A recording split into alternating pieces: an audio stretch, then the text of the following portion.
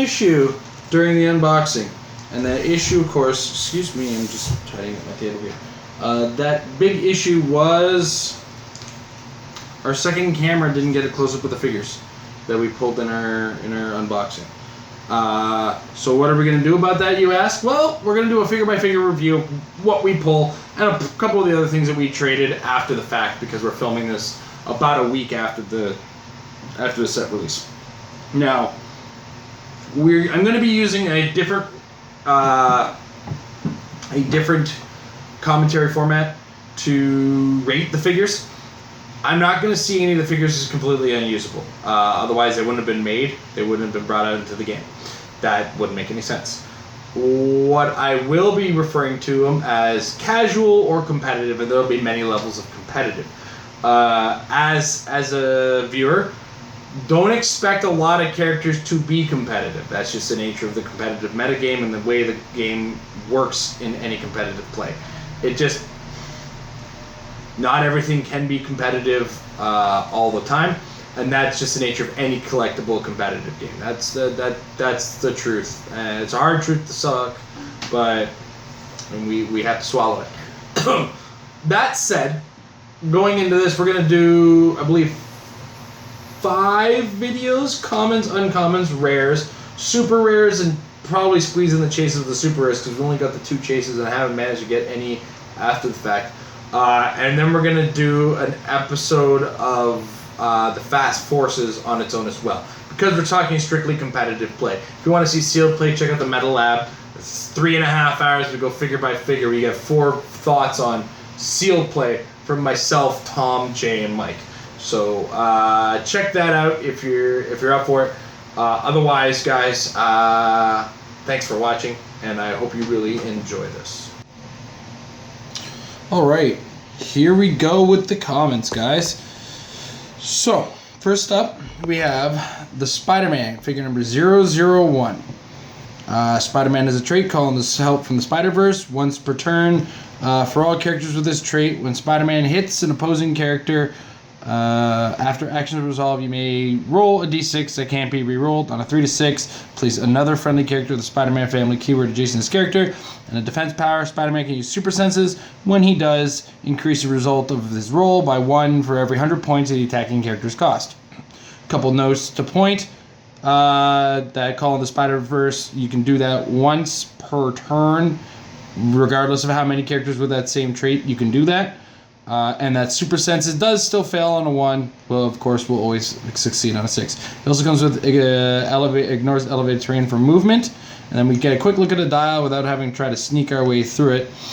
He starts with some early dial charge. Starts with that special defense, that's what I'm looking for. Super senses off the top, and gets a little bit of late dial. As far as competitive play is concerned, this is a character. This is a Spider-Man that is neat. Though I do see myself at best relegating him in the future to ID card call-ins, although there are still better options with the Civil War version that has charge and flurry. So I am going to put the Spider-Man in the casual market and kind of look at it that way. So that's Spider-Man 001. Next up, number 002, the Black Mamba. She is one of the Serpent Society, so she has this sneak attack trait where they get to any of the characters of the Serpent Society are basically have this ability where they can move, phase, and teleport up to, and if they move 3 squares or less, then they can make a close combat attack afterwards. Then she has her Dark Force Constriction. Black Mamba can use Poison and Smoke Cloud. When she removes her Smoke Cloud marker, deal 1 penetrating damage to each opposing character occupying the squares. Then she falls in, has this ecstatic trance. Give Black Mamba a free action to make a close attack targeting 1 opposing character occupying 1 of her snow cloud markers. When she doesn't hit, that character can't be given a move action until your next turn. So, yeah, that's a neato power that comes on her second and third click. Unfortunately, she doesn't come with damage values on that are really notable. Though, as far as the competitive play, there are 2 marks for the competitive realm. There is the limited, and then there is the non-limited. Limited, of course, is a rock format that doesn't involve the use of resources. and she does have a little bit of potential in that sense, but that she falls under one of those characters that you don't want to do a whole lot of dice rolling on teams that rely heavily on things like poison or like Black Mamba's special poison, or sorry, smoke cloud power. Outside of that though, so limited maybe has some meta potential or metagame competitive potential, but outside of that I don't see a lot of work coming from Black Mamba. So next up we have, sorry, my hand is like right up in the camera there. We have the NYPD Officer. Now, he comes in at 35 points and has a trait when another friendly character with the police team ability makes a range attack. NYPD Officer can be within 5 squares of that character instead of being adjacent to use the police team ability.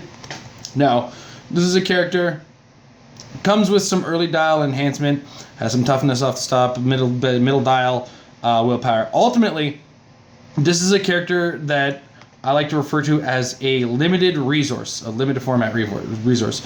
When you're not using resources in the game, this is a character who's going to take a ranged combat attacker or multiple ranged combat attackers and make them fantastic. That PD team ability's ability to make their attacks more effective and the extra damage coming from the enhancement can definitely go a long way in making an effective range team go the distance. So I'm going to put him competitive and limited.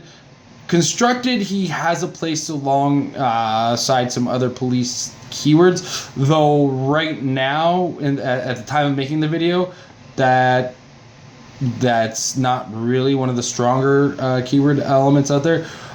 Come next year, when we see the next cuts to the metagame, we might see this guy find a place in the game. Past that. So then we move to the prime common slot. Now we are only going to do the primes that we did actually manage to pull in our case, and one of the cases and one of the primes that we did pull was Captain Stacy, and he is the prime 003B of the NYPD Officer. He does have a special damage power, secretly figured out who you really are. Captain Stacy can use Outwit. Characters with a power counter by Captain Stacy can't use Outwit, Perplex, or Probability Control. He has that on his first 2 clicks on a 4-click dial. He's only 30 points with the PD team ability, and he's got Ranged Combat Expert and late dial. This is a character who will fit on your team if you don't have a slot filled with your prime.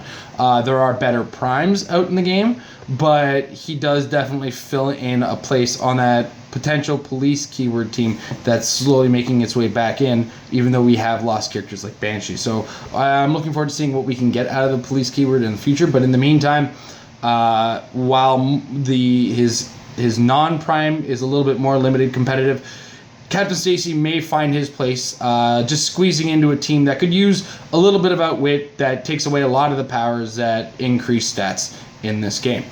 So I'm gonna call him casually competitive. So next up in 004 we have the Cape Killer. The Cape Killer is Pro Registration, Shield, Stark Industries, Armor keywords. He's got to take him down as his special attack power. Cape Killer can use Incapacitate. When he does and targets a character 100 points or more, modifies attack value by +1. Opposing characters hit by Cape Killer have boot speed until your next turn. So it's like a light version of Earthbound, and we see that he has four clicks. He starts off with some very beefy stats off the top, and then he turns into strictly used for that. Hopefully you're in position to use that special attack power. Honestly, I don't see a lot of space for this guy on a lot of teams. And I mean, especially when you're building a shield team, there are some better options. But at the same time, I mean, he does have an 11 attack when he is targeting a character who's 100 points or more, which can come up in the game. So I'm going to call him limited, possibly. But just under that limited resource or limited backup type of thing, might fill out a Shield or Stark Industries keyword team. So then next, slide 005, we have the Thug, another one of the generics. The Thug, very blank dial. It has a trait, always for hire. When building your force, choose a named keyword and that at least 2 higher point characters on your force have. He's 10 points, so it's very likely to happen. Thug has that keyword this game, but can't use theme prob. So This is one of those times where you have those extra points, you have a theme team developing, and anything else that you put on the team is really going to mess with your keyword. Those stats are actually pretty reasonable when you consider that he's a 10-point figure. And I'm going to say he's got a place in the competitive game, though you're more likely to see him in limited. He does have a slot in the major competitive game, just adding to that dice roll, because map roll these days has been a very, very pivotal thing for some teams. So next, we move to figure 006, Jonah Jameson. And I always try to talk in my best J.K. Simmons impression, so I apologize for what you're about to hear. But Jonah Jameson has the politician and reporter keyword. I'm mayor of this town. Once per turn, Jonah Jameson can use Mastermind, regardless of his point value. And he's got a special defense power. Duck, Mr. Mayor. Jonah Jameson can use combat reflexes and energy shield deflection if he's adjacent to a friendly character. Then, this superior Spider-Man is a hero. Jonah Jameson can use Perplex. When he does and targets a character with the Spider-Man family keyword or Spider-Man ally team ability, you may modify any team value except damage by +2, and he's also got Sidestep. So if you look at this dial, it's not much to speak of, but at 30 points, he is a bit of a bargain. Now, again, this is a character I'm going to call casually competitive. He's really good on a team that he can use that Perplex on.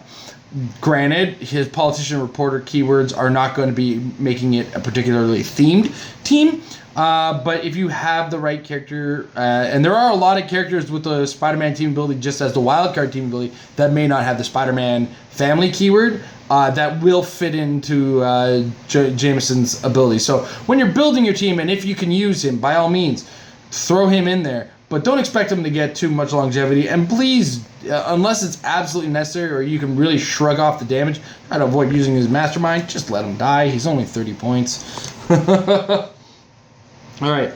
Next up, figure 007, Miss Brant. Or Betty Brant, as it were. Betty Brant is 15 points.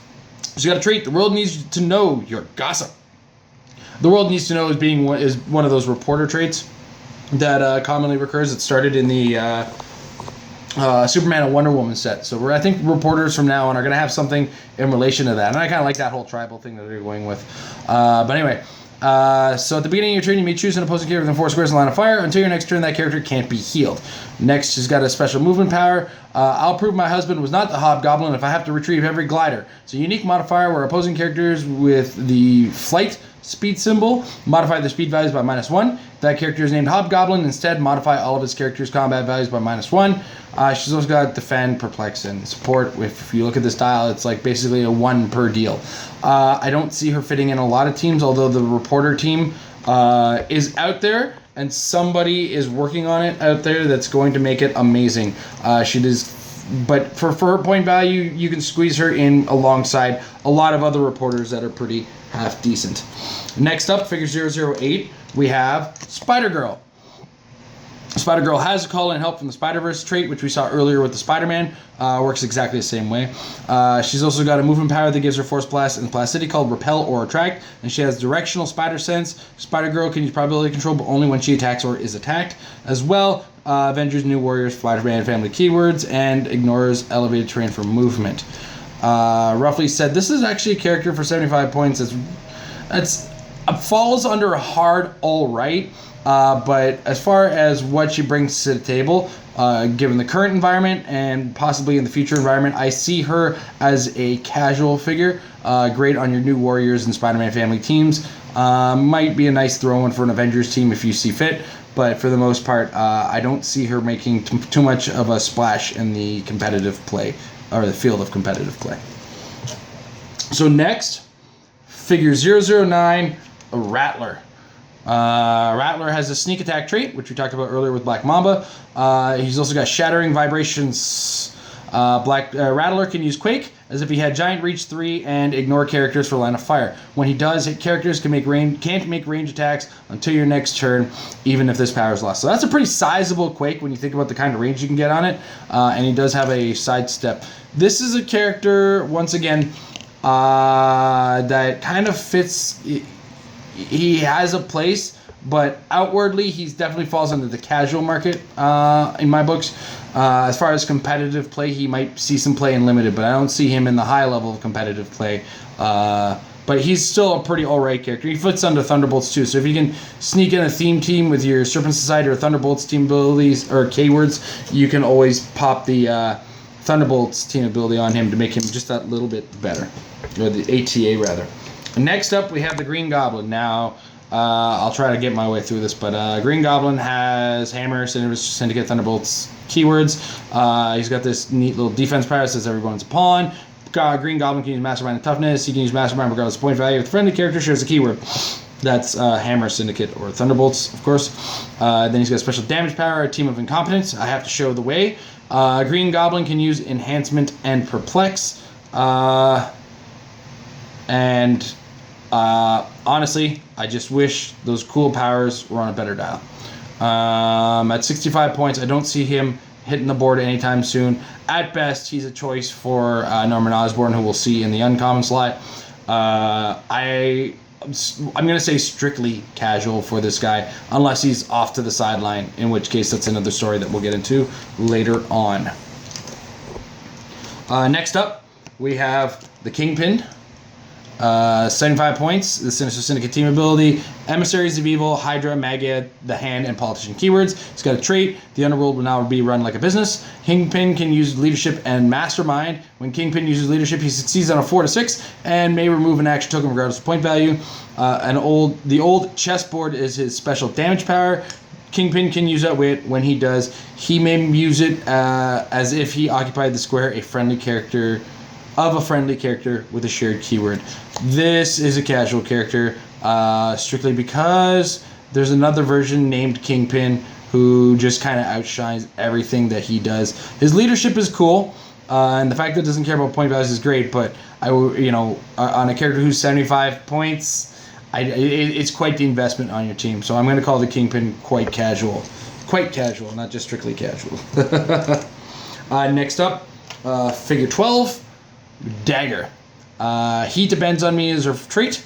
At the beginning of your turn, if a friendly character named Cloak is adjacent, you may heal him 1 click. Then she's got a special damage power.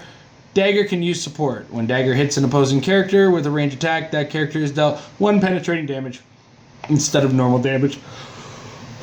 Sorry, she's got 4 range and 3 targets to go with that. She's got SpiderMan team ability, and she's got running shot. It's fairly blank dial. This is going to be a character who finds a lot of play in casual, though she might make her way onto the limited format or the non-resource format. Excuse me, because she's got support, and adding that extra little bit of healing on your team could definitely go a long way. Oh, and her only keyword is Marvel Knights. Next up, the tallest common in the world. Oh, and I forgot his feet. Give me your feet. Stilt Man. Now, Stilt Man has the extendable legs trait. Stilt Man is added to your force with 1 leg extension. You may increase his point value by 5 for each additional leg extension you add. During the game, if Stilt Man has 2 leg extensions, he has Giant. If he has 4 or more, he has Colossal instead. Then he's got a second trait. I know you may find this may sound funny, but I can't feel my legs. Whenever Stilt Man would take damage from an attack, you may instead remove a leg extension and roll a d6 that can't be re-rolled. On a 1 to 3, deal him 1 unavoidable damage. So he either takes none or 1, which is pretty cool. And then he's got a Colossal Retaliation if he happens to be Colossal. So if he has 4 or more leg extensions, or Mr. Mix's Pitlick is handy. You can give him a free action to choose an opposing character that attacks Stilt Man or damaged a friendly character since your last turn. Place Stilt Man such that he can make a close attack targeting the chosen character, then do so. And then he's pretty consistent across the dial as far as powers are concerned, because he's got all of his powers across his dial. And, he's got this interesting good team ability. This is a guy that's going to get in people's faces, or he's also going to add to your Colossal Retaliation potential. I'm going to put him in the competitively. Actually, no, I'm going to put him in competitive, but I see him shining in limited at first until it cuts to the metagame, in which case we will see him in the full constructed, full meta in places. So that is the Stilt Man. Get yourself a second Stilt Man to get yourself those extra legs to the 4 leg extensions. Next up the unfortunately named figure number 14, Shocker. He's got the superior to the other guys trait, which we see across some of the Sinister Syndicate guys. He's 75 points with 6 range, Masters of Evil, and Sinister Syndicate team abilities. Masters of Evil, Sinister Syndicate, and Thunderbolts are his keywords. The superior to other guys, basically, the way it works is if you use the Sinister Syndicate team ability to share your attack with somebody else, whoever's making the attack with your attack can use an extra power depending on the character. So in the case of Shocker, he gives them the ability to use knockback for the attack. As well, he's got the Vibro Gauntlet's special attack power where he can use Psychic Blast, and he can generate knockback when he does. You can also give him, or choose to give him instead, a range combat action to make a range attack using ignores, blocking, and breaks through it. When Shocker makes a range attack, hit characters modify their attack values by -1 until your next turn. This is actually a half-decent dial that, you know, me and the guys talked about it on the Metal Lab. It's probably a stronger sealed dial, but he will have a place one day in a metagame that doesn't involve a couple of figures that are out there. So I'm gonna say in the future of cuts, he's got a competitive place, maybe limited, but I'm gonna definitely say a casual figure for sure, 100%. Next up, we have Tarantula. He's 45 points with 0 range. He's got little leaping enhancements trait. Tarantula can use leap and climb when he does and moves 4 squares or less. After actions resolve, he may make a close attack. So he's basically got a leap and climbing 4 square charge. He's also got the assassin, martial artist, and soldier keywords. He's also got a special attack power, the poison tip stilettos. Tarantula can use precision strike when he hits an opposing character of 150 points or less. After actions resolve, deal that character 1 penetrating damage for each action token on it. So you can potentially deal 4 damage with this character in the right circumstances, though you're more likely to deal, in a lot of cases, 3, because he does have precision strike, if you pull off that attack on a character who is double action tokened. He is a really long dial for a 45-point dial. As well, he's got his first 3 clicks with combat reflexes, which, oh man, is that ever bonkers, eh? And then he ends off with some Blades, Claws, and Fangs if you want to play the lottery on trying to get those last couple shots in. So Tarantula falls under the limited format competitive for me, but you know, he's definitely got a place in the casual game, that's for sure. All right, and last but not least in the common slot, we have Vermin. Now this is probably one of the more exciting commons to me for a number of reasons, one of which is where Vermin goes is first trait.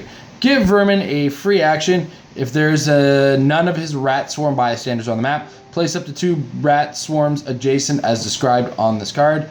And there we have the rat swarms are 5 movement with leap climb, 0 attack of poison, super senses, and 0 damage. They are tiny.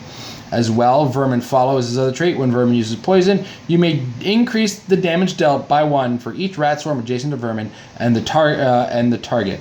These rat swarms can't have used, nor may they use, poison this turn. So basically, you either spread out your poison with the rat tokens, or you go all in on Vermin's poison to deal 3, and that's really a good way to get through those powers like Impervious. He's also got Ignore, Hindering for movement, and he's got the animal and monster keywords.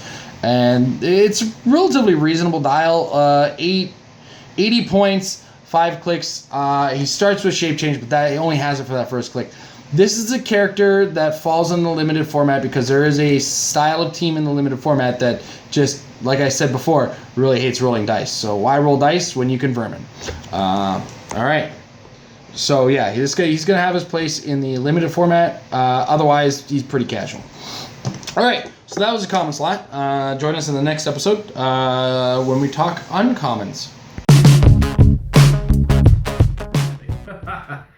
Married with Clix is brought to you in part by MajesticCCG.com. Check out the new premium site with MajesticCCG.com/Apex-Insiders. Check the link below. Trust me. Trying to remember that from me talking? Not going to help. You'll get awesome articles at $3 a month, with the first month being free, from amazing writers such as Paris Gordon, Easton Brock, Aaron Cantu. I'm even going to be contributing occasionally. And if you're familiar with the Metal Lab, check out some of Mike Payne's articles.